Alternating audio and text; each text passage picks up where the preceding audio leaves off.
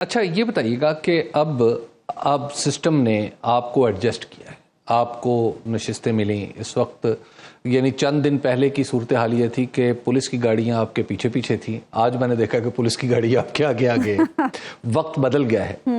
آپ سسٹم کو آگے لے کے کیوں نہیں چلتے، آگے کیوں نہیں چلنے دے رہے؟ اب آپ کہہ رہے ہیں کہ جناب صدر صاحب کو ہم جب خطاب کریں گے تو ہم احتجاج کریں گے، یہ ایک کچھ آپ بھی تو کہیں برداشت پیدا کریں عمر صاحب۔ اکرم صاحب، سب سے پہلے یہ ہے کہ کسی کی مہربانی کے ساتھ ہم لوگ یہاں پہ نہیں آئے، ہمیں پاکستان کی عوام نے الیکٹ کر کے منتخب کر کے یہاں پہ بھیجا ہے ایوانوں میں،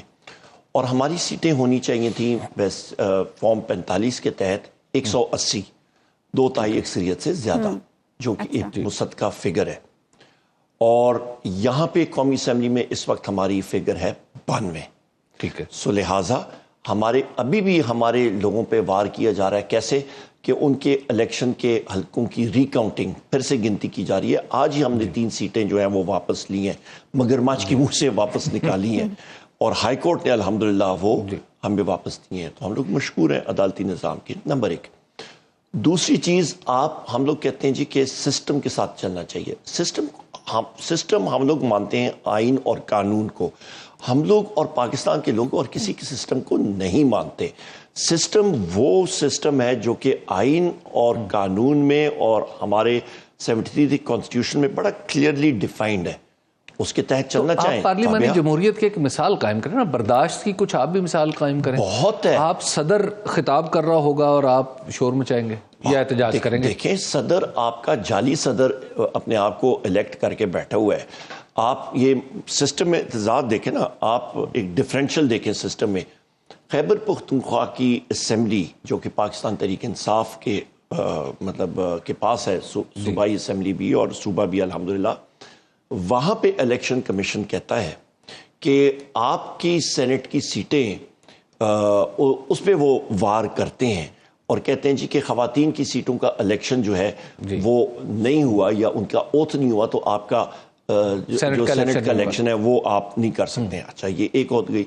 تو کیا خیبر پختونخوا کسی اور ملک میں ہے؟ آپ کا جو نیشنل اسمبلی کا الیکشن، نیشنل اسمبلی میں آپ کا وزیر اعظم کا الیکشن، اسپیکر کا الیکشن، ڈپٹی اسپیکر کا الیکشن، ہم نے پروٹیسٹ کیا فلور آف دا ہاؤس پہ کہ آپ کے یہ الیکشن آپ کے غلط ہیں، غیر آئینی ہے، غیر قانونی ہے، حکومت کی کان پہ تو جوں نہیں رنگی، اور انہوں نے بلڈوز کر کے کر دیا۔ صدر کا الیکشن، اس پہ سینیٹرز ووٹ ڈالتے ہیں، آپ کی خواتین کی سیٹیں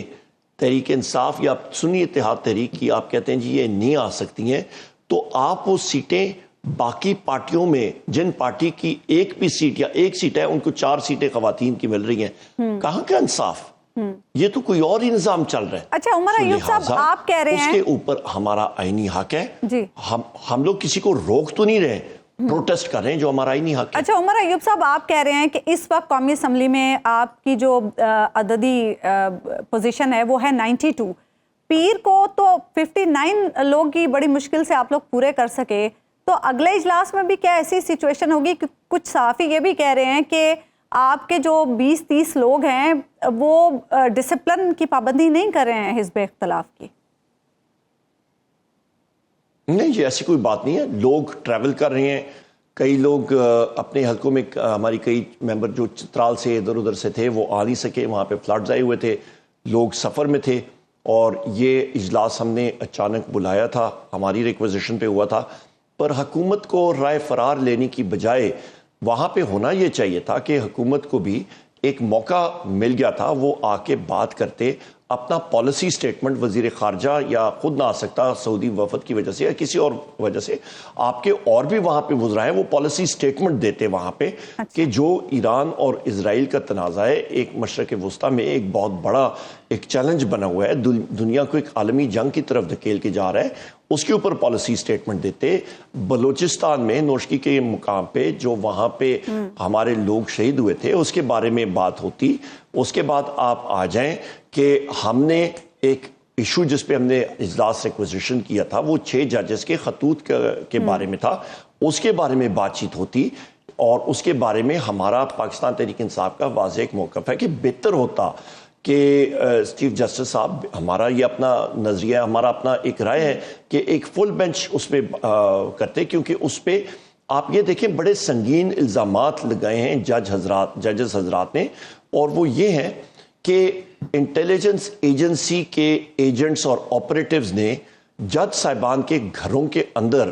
بگنگ ڈیوائسز، وہ آلات لگائے تھے باتیں سننے کے لیے، کیمریز ان کی اجازت کے بغیر ان کے بیڈ رومز میں فٹ کیے ہوئے تھے، ان کے رشتہ داروں کو